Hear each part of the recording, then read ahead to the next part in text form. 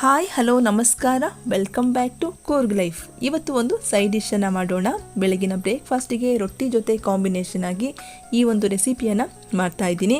ನಾನು ಮಾಡ್ತಾ ಇರೋದು ಕೂರ್ಗ್ ಸ್ಟೈಲ್ ಎಗ್ ಕರಿ ಅಥವಾ ಮೊಟ್ಟೆ ಸಾರು.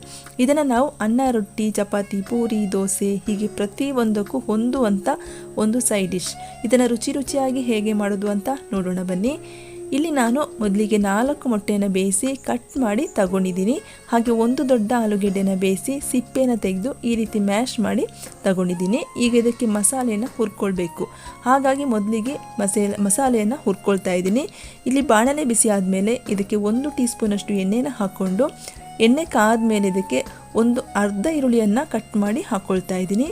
ಹಾಗೆ 8 ರಿಂದ 10 ಎಸಳಿನಷ್ಟು ಬೆಳ್ಳುಳ್ಳಿ, 1 ಟೀ ಸ್ಪೂನಷ್ಟು ಜೀರಿಗೆ, ಅರ್ಧ ಟೀ ಸ್ಪೂನಷ್ಟು ಪೆಪ್ಪರ್, ಹಾಗೆ 1/4 ಟೀ ಸ್ಪೂನಷ್ಟು ಮೆಂತೆಕಾಳು. ಇದರ ಜೊತೆಗೆ ಸ್ವಲ್ಪ ಕರಿಬೇವಿನ ಸೊಪ್ಪನ್ನು ಹಾಕ್ಕೊಂಡಿದ್ದೀನಿ.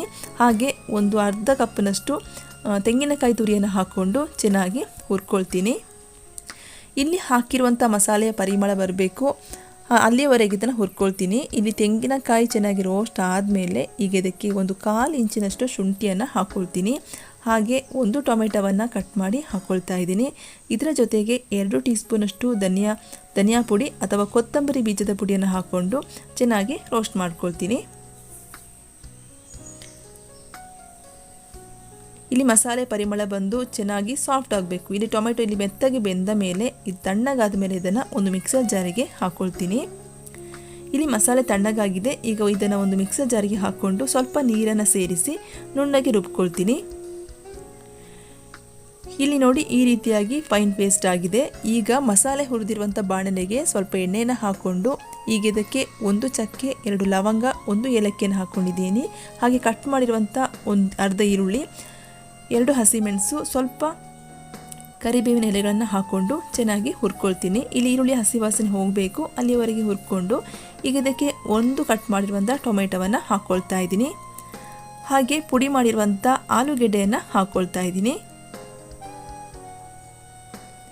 ಈಗ ಇದಕ್ಕೆ ಒಂದು 1/4 ಟೀ ಸ್ಪೂನಷ್ಟು ಅಥವಾ ಅರ್ಧ ಟೀ ಸ್ಪೂನಷ್ಟು ಅರಿಶಿನ ಪುಡಿಯನ್ನು ಹಾಕ್ಕೊಂಡು ಖಾರ ನೋಡಿಕೊಂಡು 1.5 ಟೀ ಸ್ಪೂನಷ್ಟು ಖಾರದ ಪುಡಿಯನ್ನು ಹಾಕ್ಕೊಂಡಿದ್ದೀನಿ.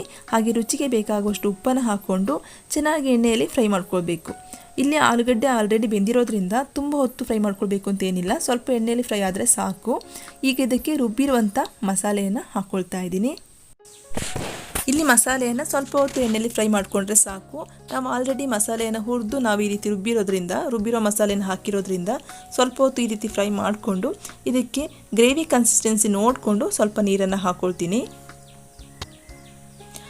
ಹಾಗೆ ಇದು ಕುದ್ದ ಮೇಲೆ ಇನ್ನೂ ಸ್ವಲ್ಪ ಗಟ್ಟಿಯಾಗೋದ್ರಿಂದ ಇನ್ನೂ ಸ್ವಲ್ಪ ನೀರನ್ನು ಹಾಕ್ಕೊಂಡಿದ್ದೀನಿ. ಹಾಗೆ ಲಿಡ್ ಕ್ಲೋಸ್ ಮಾಡಿ ಇದನ್ನು ಒಂದು 10 ನಿಮಿಷಗಳ ಕಾಲ ಕುದಿಯೋದಕ್ಕೆ ಬಿಡ್ತೀನಿ. ಇಲ್ಲಿ ಮಸಾಲೆ ಕುದೀತಾ ಇದೆ ನೋಡಿ. ಈಗ ಇದಕ್ಕೆ ರುಚಿ ನೋಡಿಕೊಂಡು ಸ್ವಲ್ಪ ಉಪ್ಪನ್ನು ಹಾಕ್ಕೊಳ್ತಾ ಇದ್ದೀನಿ. ಹಾಗೆ ಇದಕ್ಕೆ ಬೆಂದಿರುವಂಥ ಮೊಟ್ಟೆಯನ್ನು ಹಾಕ್ಕೊಳ್ತಾ ಇದ್ದೀನಿ.